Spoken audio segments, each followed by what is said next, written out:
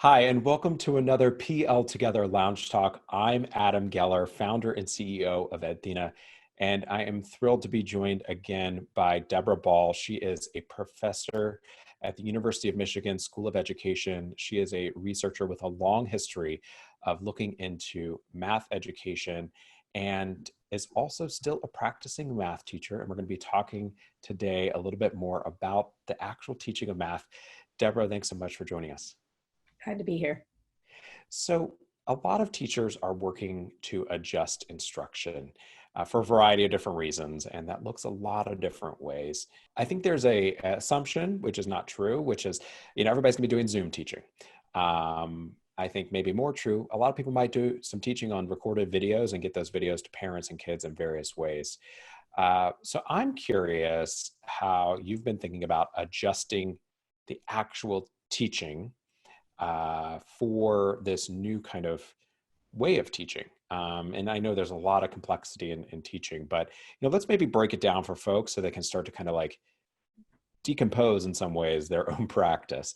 So let's start with talk, because I know that the talk within math is so critical, what you're saying as a teacher to drive student thinking. And I'm curious what you've learned so far related to how talk needs to adjust, given that we may not be live with students anymore. Yeah, it's a really interesting question because it's two kinds of talk at least. One is the talking we do when we're trying to either pose a question or explain something or make, it probes children's thinking. It requires some really careful attentiveness and attunement when we're not like close and can't see their bodies and their hands, and we can't use things. I was watching a teacher yesterday teaching something synchronously, but on Zoom to very young children. And you almost could feel that she was trying to explain something with her hands tied behind her back, because these little kids really needed probably a basket with objects in it to understand what she was talking about. And I think she knew that too, but it's not so clear how to do that. Yeah, she could have a basket and film it, but they'd actually have to feel it, see it. So I think being more aware of the fact that normally when we do this well, we're communicating with lots of modalities, and we need to be pretty careful about what we're expecting we can reduce to just talk. So there's our talking and realizing, especially if we videotape or video record things and hand them off, that our language really matters. I mean, I'm just constantly aware when I ask a question or I explain something that I can easily use a word that just confuses the children, and then we're surprised. We shouldn't be surprised when in fifth grade or in eighth grade they're confused, but it actually came from things that we say when we're not carefully hearing ourselves.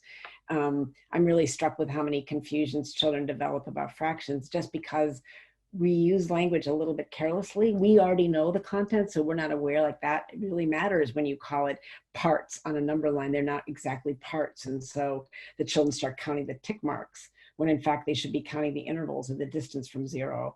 So things like that are going to get harder when we don't have like a whiteboard yeah, you can have a whiteboard on Zoom or film it, but we're going to lose some of that ability to be really careful, and we won't get the pushback immediately from children to realize that they might not be understanding us. So it's a moment where probably when we have a little time, and I don't know if anyone will have time, but to practice a little more how we're explaining something. I was working with just one child the other day on something related to linear equations, which is a little outside my normal space. It's like an eighth grader. But I realized that just formulating the question I wanted to ask him was really hard. I was trying to get him to explain that once you graph a line, all the points in that line are solutions to the equation. And I knew what I wanted him to understand about it, but I could not figure out how to ask a question to see whether he actually was understanding that, just in addition to the points he had happened to plot, that every point on that line was a solution to the equation. I just couldn't think of how to ask it. So that was an interesting example of many in my life where I kind of know what I'm talking about, but I don't know how to ask it. And I think it's that much harder when I'm not together with a student. I can't quickly sketch something. But another kind of talk that I think your question makes me really aware of that I've been worrying about is that one reason we have public schooling is so that children are interacting with one another and hearing one another's ideas. And in my own teaching up to this point, a lot of what I do is try to figure out how to get kids oriented to one another and using one another's ideas so the class is developing a trajectory of a problem. it's really different to work with just one child. That tutoring situation, or whatever you want to call it, is actually very different and a very different learning opportunity. Sometimes we've thought that that's a better learning opportunity, and it may be in some ways, but mostly it loses a whole dimension of learning, which is what you learn from hearing other people's ideas and what the teaching role is of orchestrating that. I think we're going to have to learn what that looks like to have small groups of children who aren't in the same space learning to hear one another, listen. They're going to need some support in learning how to do that. But if we don't do that, we're going to be missing a big part of what school is for. Like, school can't all become sort of broken down to be one-on-one teaching, or one-on-mom teaching, or one-on-grandmother teaching, or whatever. That's a whole different thing. So I think your question about our precision, but also the opportunities to interact with talk, we have to think imaginatively in this space, and it'll be good for us going forward, whatever mix of teaching we do. But we need to be much more aware of talk and what a role our own and their talk plays in their learning. I'm very tempted to go down this path of thinking about the impact of students not being in schools and not being able to talk to each other. Um, that sounds like a big box to open. So I want to go back to the teachers teaching, and you kind of talked about the precision and the amount of time, and it made me think about if let's say the quote unquote lesson that a teacher is handing off in a recorded format, or maybe even a video based format for live synchronous teaching, is, only 5 to 10 minutes now instead of what used to be 50 minutes.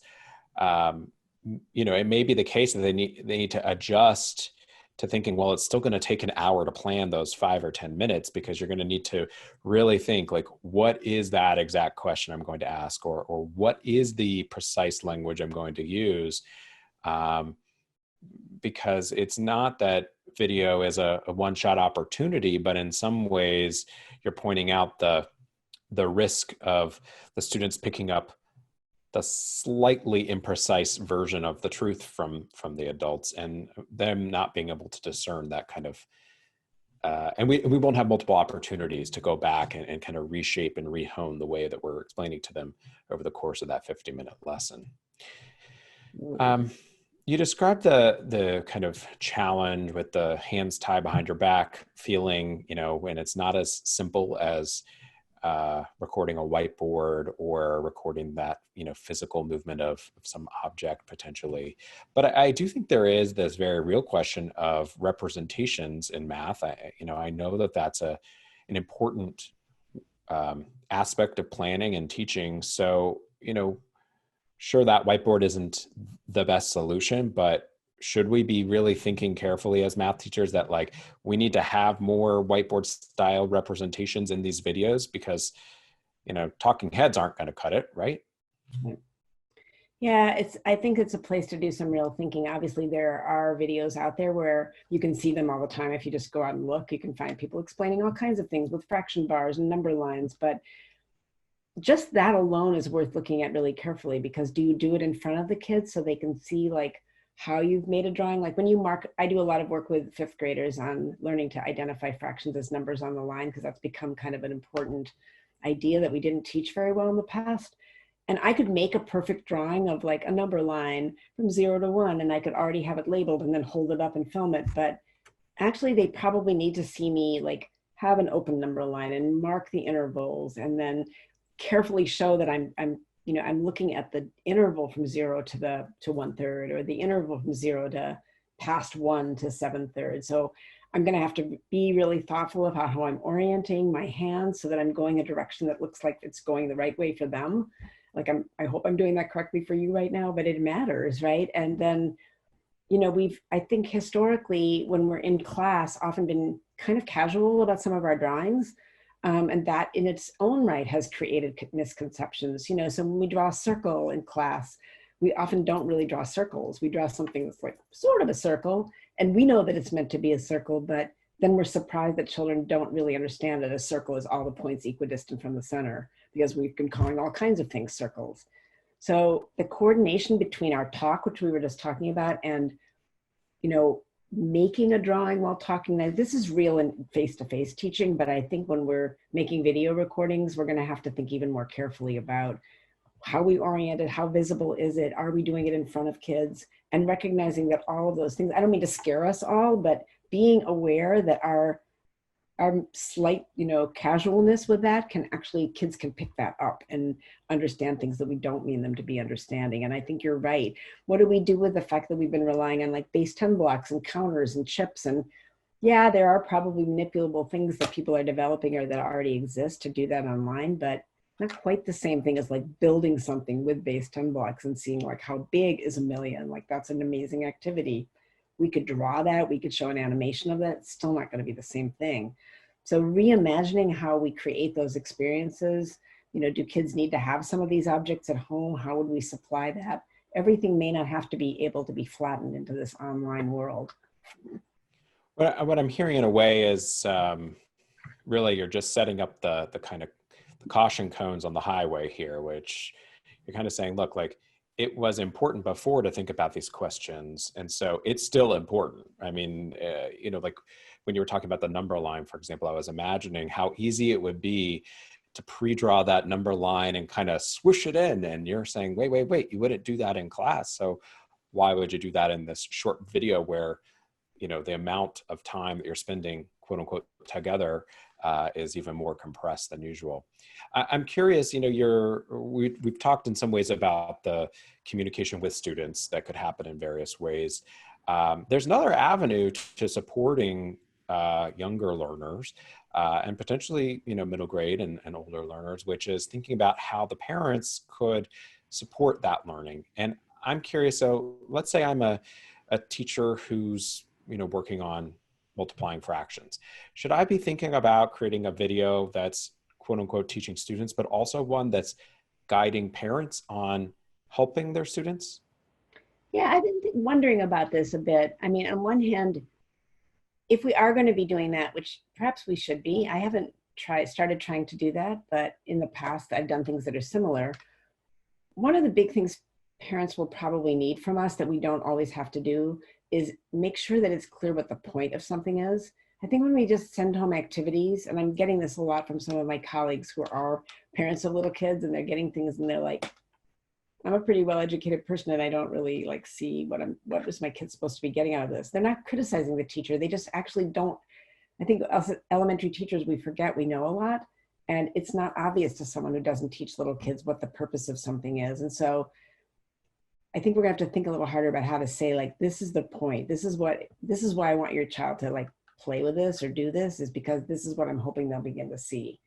And I think that will take some self-consciousness about explaining adult to adult. And of course, we've always done this, but I think it will require, if we're going to go down that path, a little more of that.